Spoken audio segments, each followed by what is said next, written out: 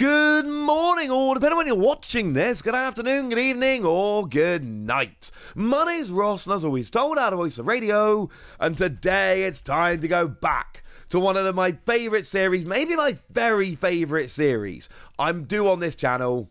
Pokemon cards that are so good, they are never coming back, and I think we got some good ones to talk about today. So let's start off with first ticket that came as a suggestion from Tyrone Laquille, and which I'm probably pronouncing terribly, and I apologise. As a side note, if you've got any you think deserve to be on this list, let me know in the comment section. I am happy to take suggestions. So first ticket then, it's a card that a lot of people might not even be particularly aware of, because it's a card that kind of came and went once, a very long time ago, and never came back. It only actually released in Dragon Vault, which was a mini set that I remember very, very fondly, but a lot of people probably don't remember that fondly because it came out 12 years ago. January 2012 in Japan, October 2012 in English. It is a card that got one print 12 years ago and never came back. That alone is probably reason enough to think we're probably never getting it back, but that would also be a pretty boring video if that was my entire reasoning here, wouldn't it?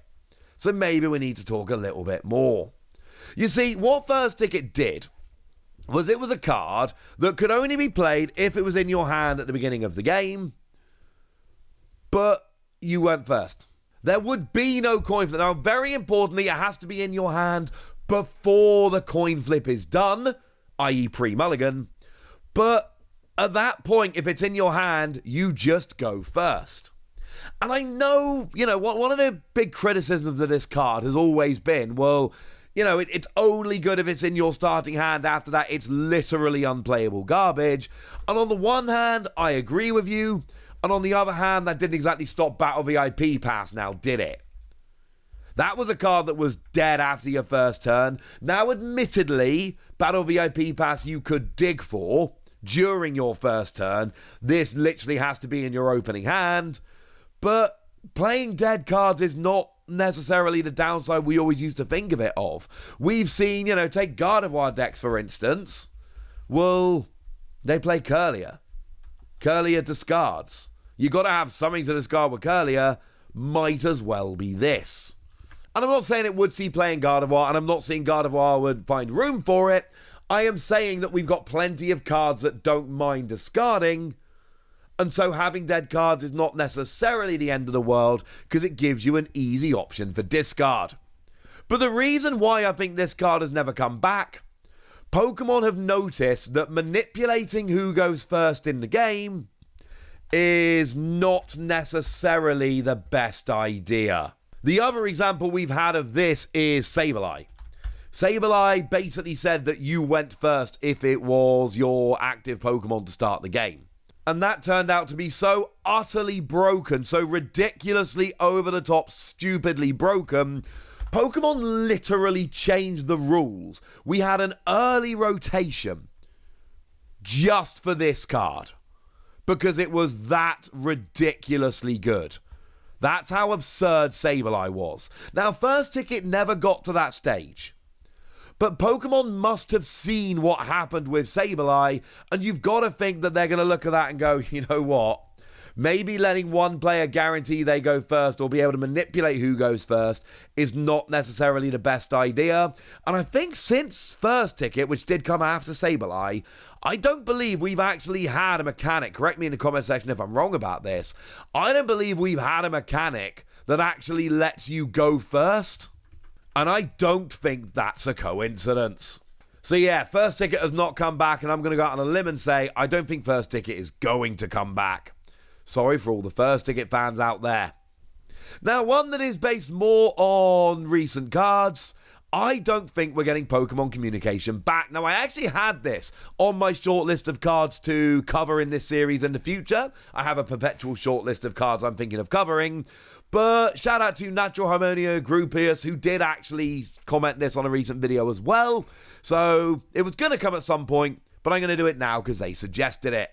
And the reason that I believe that we're not getting Pokemon Communication back is because we got Perrin. Now, Perrin, put simply, is double Pokemon communication. Pokemon communication lets you put a Pokemon from your hand into your deck and then grab a new Pokemon. Swap a Pokemon in your hand for a Pokemon in your deck. Well, Perrin is double that. You get to put 2 Pokemon from your hand into your deck and then go and search out 2 Pokemon. And the thing is, that's a very, very good card. And Pokemon Communication is actually one we've had a bunch of times, including a reprint with alternate art in the Trainer's Toolkit as recently as 2020. Which I know 2020 isn't actually necessarily that recent, but then again, it's still kind of recent enough. You know, like I say, we're talking about cards from 2012 here. So, yeah. And the thing is, it was a card that got reprinted a bunch of times and then went away and hasn't come back. And now we've got a new version of it. And I think that's pretty gosh darn telling. Is Perrin the same as Pokemon Communication? No. It is a supporter that does it twice rather than an item card that does it once. But the thing is, if Pokemon Communication existed, and I think there's enough decks around at the moment that are playing enough Pokemon that they would actually see a little bit of play. If Pokemon Communication was around right now, who's playing Perrin? Who's playing a supporter card that does it twice when they can play 4 versions of an item card that does it once? We've not got great Pokemon search right now, at least not compared to some of the formats that we've seen in the past. I think Pokemon Communication right now, in decks that are playing a bunch of Pokemon, would see quite a lot of play. But we've got Perrin. And I think a lot of the time, Pokemon is kind of telling us what they're thinking by the cards they're releasing. I think sometimes the cards that they're releasing tells us about their thought process of card design generally. And we look at Perrin and we go, well, look, if they've gone to the effort of printing Perrin, they're probably not going to bother printing Pokemon Communication because that would basically kill Perrin. This one I'm not quite so strong on, which is why it made my shortlist rather than going straight on a video. But I do think other people have noticed it as well, and Perrin is here, and this is a card that, although I could see it coming back, I do think the smart money right now is that this is just not coming back. Perrin is here, and it has essentially taken the slot. Now, we're going to finish off looking at Hex Maniac, which is definitely not coming back, and it's because of this comment from Dead Hand TCG. How have you not talked about Hex Maniac being so good it got banned? Well, firstly, I did do a video about Hex Maniac getting banned when it got banned. But secondly, I've had a bit of a rule on this series for a little while that I don't generally do banned cards. But the amount of comments I get asking me to talk about why banned cards are never coming back makes me think that occasionally I can break that rule, I can relent. So let's talk about Hex Maniac and why, firstly, why it got banned, but secondly, why there is absolutely no chance whatsoever it is ever coming back. Hex Maniac is absolutely flat out, ridiculously, brokenly dumb. So Hex Maniac is a supporter card that says, until the end of your opponent's next turn, each Pokemon in play, in each player's hand, and in each player's discard pile has no abilities. Basically, your opponent has no abilities. And what Hex Maniac basically does is it says to your opponent, I am turning you off for a turn. Now, there are a couple of things which have actually made Hex Maniac a lot worse. Firstly, you can't play supporter cards going first, because going first and playing Hex Maniac before your opponent's even had a turn is absolutely absurd. And secondly, another card which I'm fairly sure is not coming back and has featured on this list before, Versus Seeker.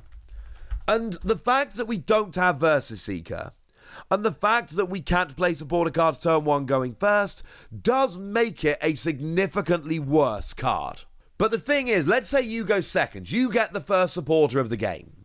Well, your opponent goes first, they're not allowed to attack, they're not allowed to use setup attacks, they're not allowed to use supporter cards, so they can still be getting Pokemon and using abilities, etc., absolutely, but they're not actually able to do everything, and then you can hit them with Hex Maniac.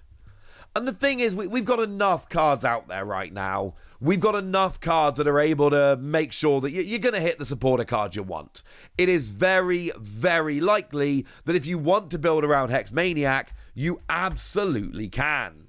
Like Pokegear 3.0, still in the format. That was in Scarlet and Violet.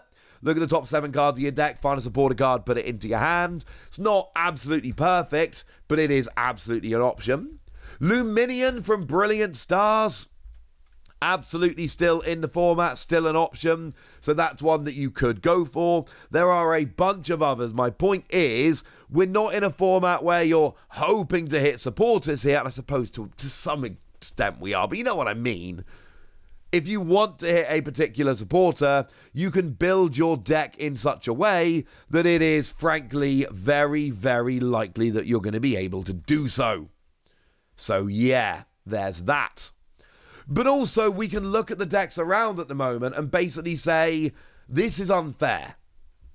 Playing Hex Maniac, and bearing in mind you could potentially do it turn 2, turn 3, and as well as Pokegear being in the format, Palpad is also in the format, also got reprinted in Scarlet and Violet, so you can Palpad and keep going. This is a chainable card. And if we start looking at some of the big decks around right now, they're all just basically wrecked by Hex Maniac.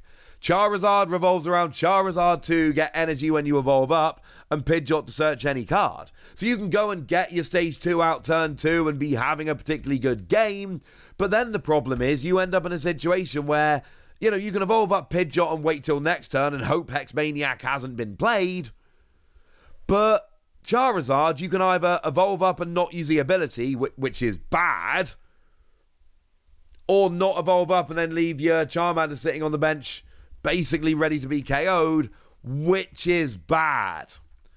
Gardevoir obviously is a deck that is still good and still absolutely reliant on abilities. Mainly Gardevoir EX's ability, but also Curlier. And the thing about Hex Maniac is it's indiscriminate. It will just turn off abilities. Doesn't matter what abilities it is, it will literally just turn off all abilities. And that means that nothing can be done. No drawing, no energy acceleration, no nothing. Think about Chen Pao decks. You can't use Chen Pao to get your energy out the deck. You can't use Baxcalibur to go and attach the energy. And you just end up in a situation where the deck just doesn't function. Lost Zone decks, all of a sudden Comfey is turned off. So not only are they not getting cards, but they're not getting cards into the Lost Zone. I'm not going to keep going, you see the point here. We have a lot of decks that are very, very reliant on abilities, where you need to be using abilities to actually get your deck rolling, and this makes your opponent take a turn off. And you could potentially do this turn after turn. It's one-sided, so you can still be using your abilities to set up while your opponent isn't. It's indiscriminate, so it doesn't matter which Pokemon your opponent's using, rulebox or not, they're all gone. Hex Maniac makes the game not fun, and this is what we've seen from Pokemon with banned cards. They don't like decks or cards that stop your opponent playing the game. That's always been an issue. It's always been a thing whereby if you stop your opponent playing the game, Pokemon doesn't like that card. That's what we see here. It is a horrendous card that basically just says, ha ha ha, your deck doesn't work for a turn, but don't worry, my deck still does, and that is legitimately not fun for anybody. So there we go. That's not coming back, and that's the reason why. As always, I want to hear from you guys. I want to know your suggestions. I want to know which cards you think are so good they're never coming back, and maybe we can feature them in a future video. But for now, I want to know what you think about these 3 cards. I want to know if you think I'm wrong. I want to know what you think, so let me know in the comment section. Good us, be nice. And then make sure you like this video, subscribe to this channel, follow me on Twitter at TheWasi. That's where we talk about Pokemon and a whole bunch of other card games. And please do consider checking out patreon.com/PTCGradio, where you can support the channel, get some bonus podcasts, join a Discord, and all kinds of fun things. And get shout-outs on the channel, like the lovely James Sierpinski, who's been a supporter of ours for a while now and is a very lovely person. So shout out to them for the support and the loveliness. But by far the most important thing as always, look after yourselves till next time, would ya? Thank you very much for watching. My name's Ross, and you've been watching PTCG Radio.